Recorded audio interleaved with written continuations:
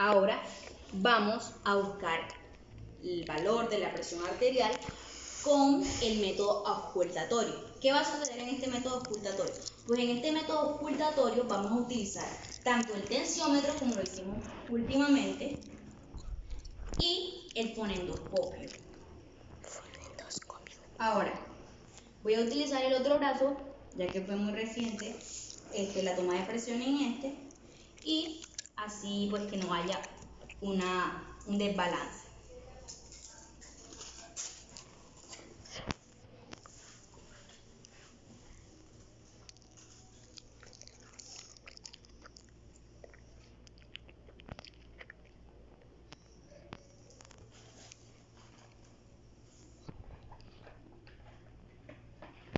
¿Qué vamos a encontrar en este método auscultatorio?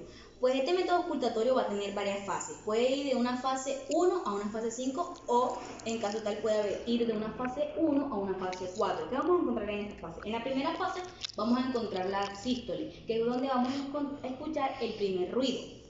Las otras fases 2, 3 o 4, en caso tal de que hayan 5 fases, pues no van a ser de gran relevancia clínicamente, ya que el primero y el último ruido son los que nos van a importar a nosotros, ya que estamos buscando la presión arterial, y la primera fase sería la sístole y la última sería la diástole.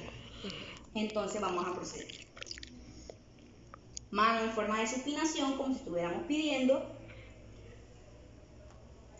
Vamos a colocar esto aquí.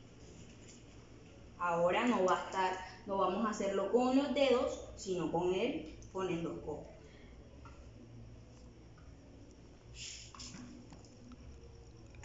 Probamos.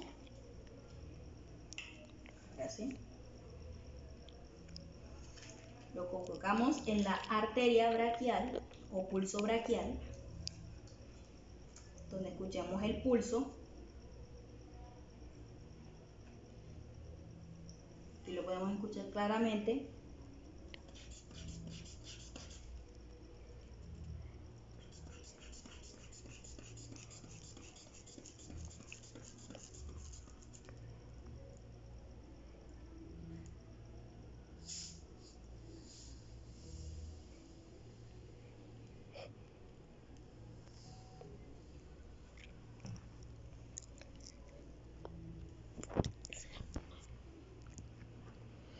Bueno, con esto podemos saber de que el valor en el brazo derecho de mi paciente fue de 130 sobre 65.